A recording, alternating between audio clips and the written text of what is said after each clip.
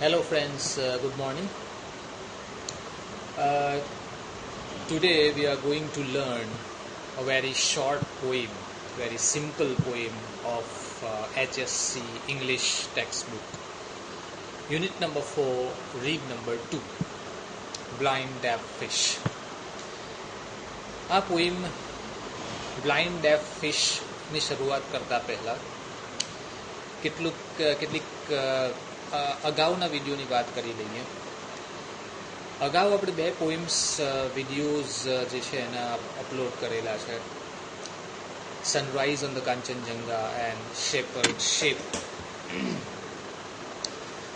હવે આ જે પોઈમ છે એકદમ શોર્ટ પોઈમ છે. આઈ થિંક ટેક્સ્ટબુકમાં રહેલી બધી જ પોઈમ્સમાંથી સૌથી શોર્ટ પોઈમ કહી શકાય, સિમ્પલ પોઈમ કહી શકાય, easy to understand, we can easily understand the poem, એ પ્રકારની પોઈમ છે.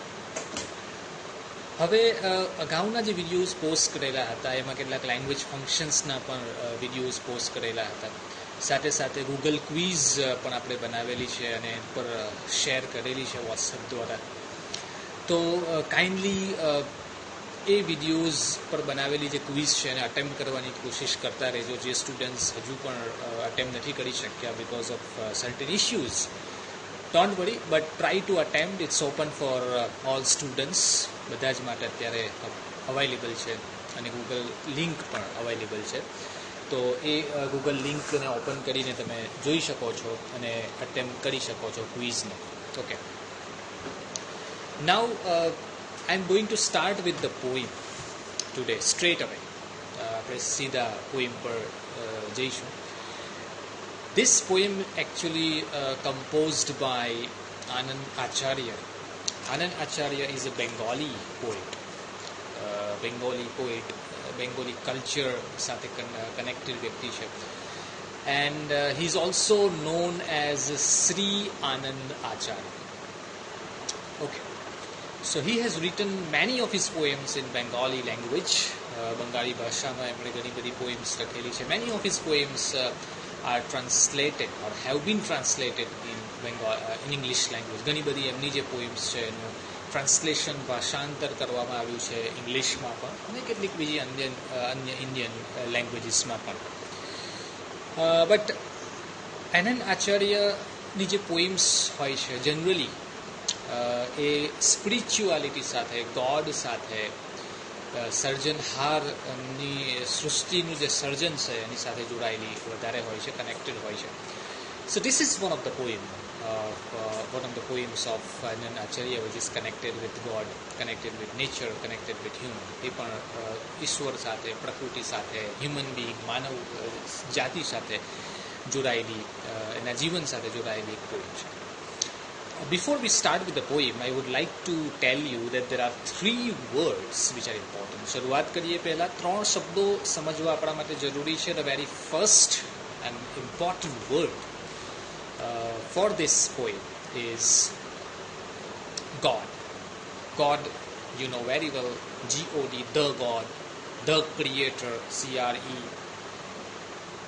C-R-E-A-T-O-R, Creator, you know very well, Sarjanhar, Shrustino Sarjanhar, Khuda, Ishwar, Palanhar, that we know very well because we know the power of God, we know the strength of God, and Shakti શું છે આપણે જાણીએ છીએ. And the second very important word in the poem is human being. It's key word of the poem. At the center of the poem is human.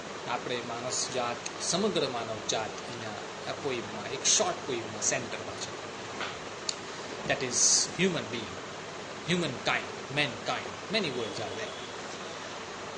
Okay. And the third word is environment. Environment, પર્યાવરણ, વાતાવરણ, અથવા કહી શકીએ કે nature, પ્રકૃતિ. This is the third word connected with the poem. So try to remember these 3 words. 3 શબ્દોને સમજવાની કોશિશ કરજો આગળ પોઈમમાં પણ. જો તમારી પાસે ટેક્સ્ટ બુક હોય તો during the poem try to highlight some words, જે અહીંયા કહેવામાં આવે એ શબ્દો તમે હાઇલાઇટ કરી શકો છો, ઇમ્પોર્ટન્ટ વર્ડ્સ તમને લાગે એ પ્રમાણે. If you don't have text book, don't worry. જો તમારી પાસે ટેક્સ્ટ બુક નથી તો don't worry about that.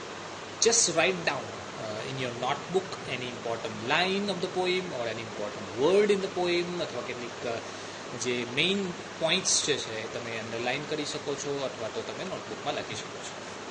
Okay, so let's start with the poem. First of all I will read aloud the poem. હું પોએમને વાંચીશ. Just try to listen to the poem, try to listen to the words of the poem. અને પછી પેલા 3 શબ્દો જે મેં અગાઉ કહી ગયો છું એ શબ્દોને આપણે સમજવાની કોશિશ કરીશું કે કઈ રીતે આ 3 વર્ડ જે છે એ આ પોએમ સાથે કનેક્ટેડ છે અને ધ પોએમના મેઇન થીમ જે છે, મેઇન સેન્ટ્રલ આઈડિયા છે એ આ 3 જે શબ્દો છે એની આજુબાજુ સંકળાયેલા છે. Okay, now blind deaf fish.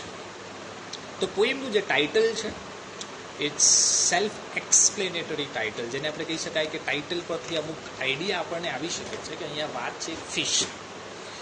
Fish, of course, we know very well that fish swims in the water, in the river, in the sea or whatever the watery area. We know it very well. આપણે જાણીએ છીએ. But અહીંયા features બતાવેલા છે, extra features of a fish, કે એવી fish કે જે બ્લાઇન્ડ છે.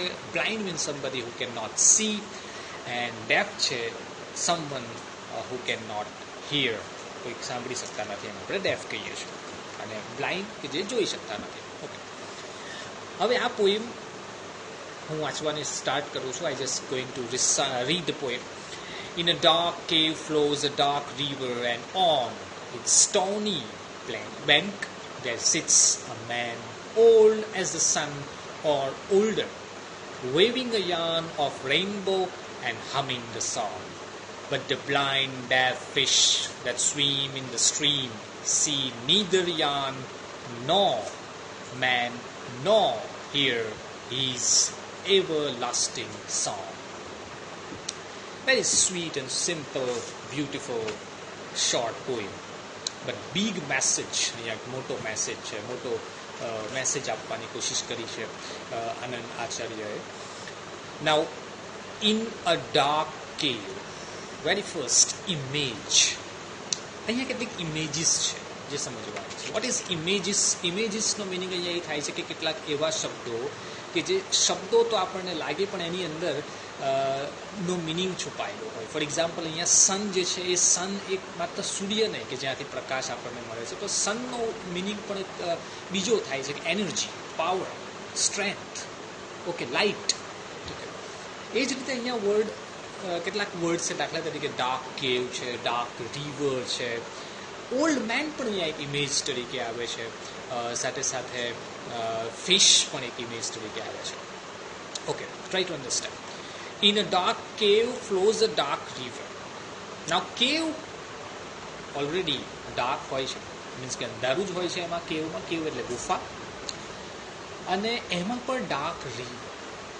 Now the word dark river is a bit strange. આપણા માટે એક નવો શબ્દ ગણી શકાય કે dark river is okay, but dark river કે જ્યાં બ્લેક હોય નદી આખી પાણીમાં, નો.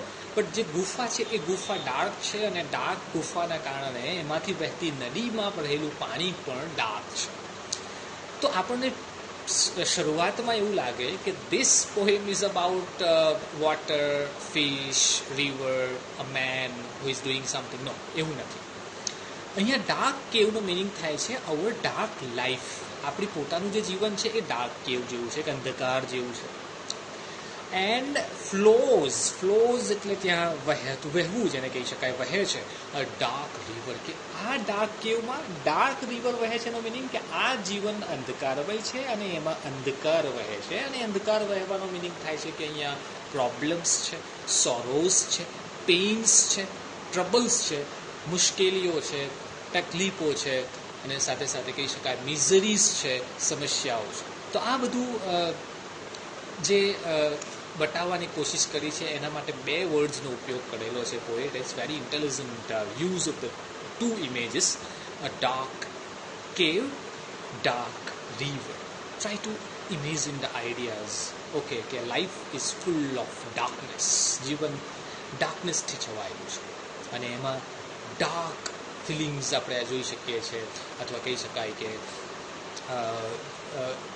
મુશ્કેલીઓ છે, તકલીફો છે, સમસ્યાઓ છે, પેઇન્સ છે, સોરોસ છે, સેડનેસ છે. ઓકે, આ પોએમના કોન્ટેક્સમાં આપણે વાત કરીએ તો પોએમની શરૂઆત આ રીતે થાય છે. Okay, now and on its stony bank, stony means what? Stone means rock એટલે પથ્થર. અહીંયા stone ને એડજેક્ટિવ એટલે વિશેષણ બનાવી દીધો છે. અને એક બેંક જે કે it's not a Bank of India or Bank of Baroda or State Bank of India, but it's a river bank, કે જ્યાં નદીનો કિનારો જે આપણે કહીએ છીએ, નદીના કિનારા માટે વર્ડ યુઝ કરેલો છે સ્ટોની બેંક. એટલે એવો કિનારો કે જ્યાં પથ્થર છે અને પથ્થર વાળો કિનારો છે નદીનો. તો it's stony bank there sits a man, ત્યાં એક વ્યક્તિ, એક માણસ, એક પુરુષ બેઠેલો છે. અ મેન, ઓલ્ડ, માણસ કેવો છે? એક એડજેક્ટિવ યુઝ કરેલો છે ઓલ્ડ. એઝ ધ સન, કોના જેવું ઓલ્ડ? ફર્ધર એક સ્ટેપ આગળ જઈને ઓલ્ડ એઝ અ સન. નાઉ સન એટલે કે સૂર્ય, કે જે આપણને પ્રકાશ આપે છે. Can you imagine the age of the sun? આપણે એની ઉંમર કેટલી છે, કેટલો જૂનો છે, કેટલા વર્ષો થઈ ગયા સનને? Can we imagine? આપણે ઇમેજિન કરી શકીએ છીએ? નથી કરી શકતા. એનું કારણ છે કે સાયન્ટિફિક રીઝન આપી શકીએ આપણે કે ઓકે, સાયન્ટિફિક રીતે આટલા વર્ષોથી સૂર્ય અસ્તિત્વમાં છે, આટલા વર્ષોથી છે. But we cannot clearly say with confidence that this sun is 100 years old, 2000 years old, 3000 years old. Okay, that's a different story. But here, this man is as old as sun or older, અથવા તો એનાથી પણ જૂનો, એનાથી પણ પહેલાનો માણસ છે, પુરુષ છે. વેવિંગ અ યાર્ન, કે જે એક યાર્ન જે છે ગૂંથણ કામ કરી રહેલો છે, એક ફાઈબર બનાવી રહેલો છે. ઓફ રેઇનબો, રેઇનબો મીન્સ કે જે મેઘધનુષ્ય છે એ બનાવી રહ્યો છે. એન્ડ હમિંગ ધ સોંગ, અને એક સુંદર ગીત ગણગણી રહ્યો છે. So humming means buzzing of bees. આપણા કાનની આજુબાજુ એટલી માખીઓ જે હોય છે નાની નાની, એ ગણગણતી હોય છે. That's cold buzzing sound, that's cold humming sound. તો આ બઝ જે છે એ બઝ સંભળાઈ રહ્યું છે. કોનું બઝ? ઓલ્ડ મેનના સોંગ, કે જે ગાઈ રહ્યો છે at the bank of the river. Okay, stony bank પર બેસીને. Now try to understand this old man. Old man here in the poem is not old man. મેં તમને પહેલાં કહ્યું છે કે ઓલ્ડ મેન એક ઇમેજ છે. એ ઓલ્ડ મેનનો યુઝ કરેલો છે પોએટે ગોડ માટે, ઈશ્વર માટે, ખુદા માટે, સર્જનહાર માટે, ધ ક્રિએટર માટે, કે જેને આ સૃષ્ટિનું, પૃથ્વીનું સર્જન કર્યું છે.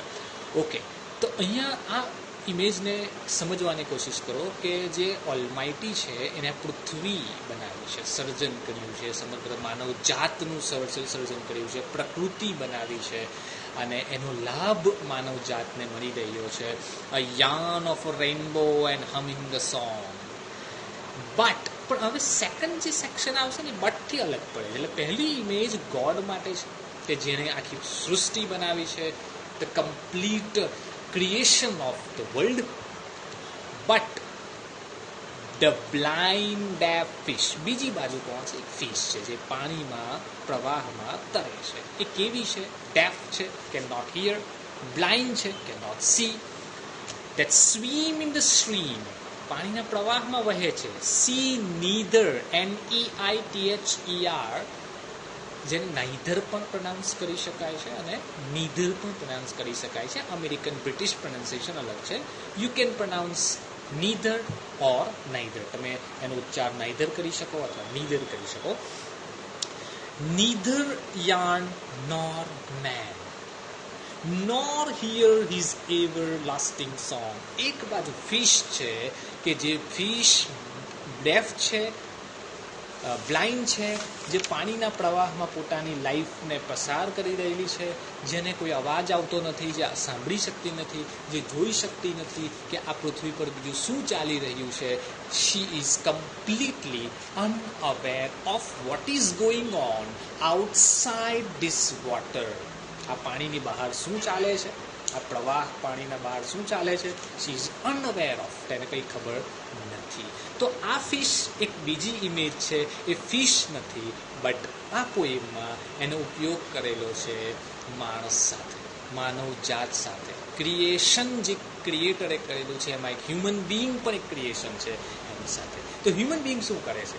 હી યુઝિસ એવરીથિંગ, જેટલું પણ ક્રિએશન કરેલું છે માનવજાત માટે, ક્રિએટરે એ બધાનો યુઝ કરે છે, ઉપભોગ કરે છે, કન્ઝ્યુમ કરે છે, but he is not actually taking care of it, પણ એની સાર સંભાળ, એની માવજત કરતો નથી.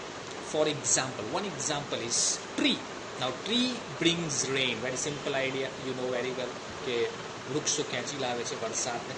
But we use trees, it's very useful for us, but we never take care of it, we never try to take care of it. Majority આપણે એને ટેક કેર કરતા નથી. એને ઉપયોગ તો કરીએ છીએ, ઉપભોગ તો કરીએ છીએ, but we never take care of. We are not feeling gratitude, આપણને કોઈ પણ પ્રકારનું ગ્રેટિટ્યૂડ નથી, એટલે કોઈ પણ પ્રકારની જે કહી શકાય કે આભારની લાગણી જે છે એ આપણામાં ઉદ્ભવતી નથી. We are using it. તો અહીંયા ગોડ દ્વારા ક્રિએશન કરેલું છે, એટલે હમિંગ અ સોંગ અને યાર્ન જે બનાવવાની પ્રક્રિયા છે એ શું છે? એ સર્જન છે, સર્જક દ્વારા, ધ ક્રિએટર્સ ક્રિએશન. પણ આમાં જ શું થાય છે? એક ફિશ એક માણસ જાત સાથે સરખાવેલી છે ને, એ માણસ જાત શું કરે છે? ઉપયોગ તો બધું કરે છે, પ્રકૃતિનો ઉપયોગ કરે છે, ઉપભોગ કરે છે, યુટિલિટી એની પાસે છે અને યુટિલાઇઝ પણ કરે છે, but he is not actually thankful to God, અને આભાર વ્યક્ત કરતો નથી, તો ઋણી નથી. તો that's what the best image of the poem is, the fish. Okay, see neither yarn nor man nor here is everlasting song. એટલે આ ફિશ જેમ જોઈ શકતી નથી, સાંભળી શકતી નથી કે ભાઈ જે વ્યક્તિ ઓલ્ડ મેન છે એ મેઘધનુષ્ય બનાવી રહ્યો છે, એ એની આંખો નથી, જોઈ શકતી નથી. સોંગ જે ગાય છે એ ડેફ હોવાના કારણે ફિશ એ ઓલ્ડ મેનનું સોંગ પણ સાંભળી શકતી નથી અને એ ઓલ્ડ મેનને પણ જોઈ શકતી નથી. તો અહીંયા we are not actually identifying God. આપણે ઈશ્વરને ઓળખી શકતા નથી. ઈશ્વર દ્વારા બનાવેલું સર્જન કરેલી જે સૃષ્ટિ છે, પૃથ્વી છે, એમાં બનાવેલી જે પણ એનું સર્જન છે એને સમજી શકતા નથી, અથવા તો એને જોઈ શકતા નથી, અથવા એને સાંભળી શકતા નથી. તો this poem is very well connected with God, nature, and human being. એટલે ગોડ સાથે, નેચર પ્રકૃતિ સાથે અને માણસ સાથે જોડાયેલી પોએમ છે. તો જેને આપણે સ્પિરિચ્યુઅલ પોએમ કહી શકીએ. એટલે કે જેમાં ડિવાઇન પાવર હોય, દેવી દૈત્ય પાવર હોય, જે માનવના આચાર્ય કોઈ પ્રકારની પોએમ લખવા ટેવાયેલા છે. તો આ પ્રકારની પોએમ અહીંયા આપણે કમ્પોઝ કરેલી છે. I am sure you must have enjoy the poem. કેટલાક શબ્દો જે હું વચ્ચે બોલી ગયો છું એ તમે અંડરલાઇન કરી શકો છો. બીજા કેટલાક વર્ડ્સ અહીંયા બતાવવાની કોશિશ કરીશ હું તમને. એક વર્ડ અહીંયા આવે છે everlasting. Everlasting means eternal, unending. જે આગળની પોએમમાં પણ એક વર્ડ આવી ગયો છે કે જેનો અંત ના થાય એવું, શાશ્વત જેને કહી શકાય, which is not going to end. Okay, that is called everlasting song. means કુદરત દ્વારા બનાવેલું જે સર્જન છે એને everlasting song કહેલું છે. Okay, so beautiful images of the poem. તો કઈ કઈ ઇમેજીસ છે ફરીથી અહીંયા એક નોટ ડાઉન કરવાની કોશિશ કરો. એક તો છે ડાર્ક કેવ, second dark river, third old man, fourth fish, fifth is song, and also a yarn of rainbow. So these are all images, અને આ બધી જે 6-7 ઇમેજીસ છે એનું કનેક્શન છે ગોડ, હ્યુમન એન્ડ નેચર, જે આપણે શરૂઆતમાં કહી ગયા છે. I am sure you must have understood the poem. Thank you very much. Please subscribe this channel and also like the channel. If you like the videos, please click on the like button and keep on learning. Stay safe at home. Don't take any tension. તમારે કોઈ tension લેવાની જરૂર નથી. અત્યારે એક એવો time ચાલી રહ્યો છે કે જેમાં આપણે કેટલીક બેઝિક અન્ડરસ્ટેન્ડિંગ ગેધર કરવાની છે. We are not preparing for examination right now. આપણે અહીંયા પરીક્ષાની તૈયારી કરતા નથી, એટલે કોઈ પેપર સ્ટાઇલ વિશે કે જે કહી શકાય કે કયા પ્રકારના પ્રશ્નો પૂછવામાં આવશે, we are not preparing for that right now. We are just trying to learn with some easiness. કેટલીક સરળતાથી જેટલું પણ આપણે અહીંયા ભણી શકીએ થોડાક શોર્ટ ટાઈમમાં એ ભણવાની કોશિશ કરીએ છીએ. તો try to understand, share the video with your friends, with your classmates. Thank you very much. Thank you.